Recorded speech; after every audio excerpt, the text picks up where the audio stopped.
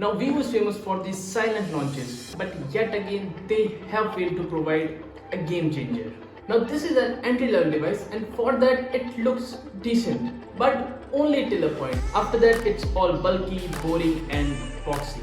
So starting at the back, after a very long time we have got just a single camera, and for that the camera island is very big. Now the back texture is good but not very great, and obviously the difference is felt. Then we get all the same things in the design, but there comes a problem. Here we get a micro USB rather than a Type C, and even inferior brands like Infinix are providing Type C at this price point. Now here we have a water drop notch and much heavy bezels, but we won't complain for that. So overall it is a decent build, but you must beware of the unwanted scratches from the coins or any kind of hard pointed objects. Now here I will keep the performance segment for the end because it holds a surprise for you. But meanwhile, here we get a screen size of 6.51 inches, which is good enough for watching videos, and there are no complaints for the video quality we get here. Like in the pricing, it is performing really good.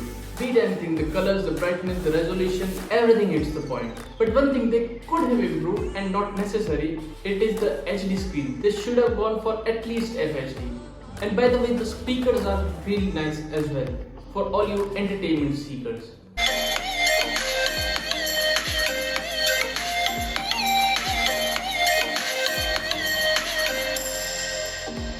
For the camera section, here we have a 8 megapixel main camera and a 5 megapixel selfie camera. And then the results are good and balanced, keeping the pricing in mind. Also, there are no complaints as it takes pretty good photos in the worst of cases. Now here we get a 5000 mAh battery, but with that we only get a 10 watt charger, which takes an eternity to charge it back. But with that we also get a 5 watt reverse charging. Like in the entry level phones we are getting reverse charging, though I haven't tested it, but that's a great feature to have. Now going for the most awaited performance section, here we get a MediaTek Helio P22. And those of you who don't know about this is the last processor you would like to have in your phone. Now personally, I don't have the RAM's codes for it because every time I did, RAMs got crashed. And obviously I did play a game, because if you can't run the testing apps, there's not gonna be a gaming time. But when I check internet for the results of this phone, the results are like this.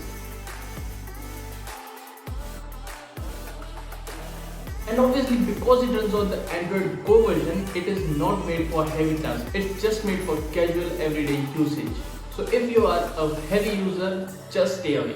Finally, coming to the conclusion, Vivo has yet again failed to provide a good phone in the budget segment. And we don't know how long they will be failing in this. So it's definitely a no from my side, but you are looking for old age people, you can go for it. So that was it guys, hope you liked the video and we'll see you in the next one.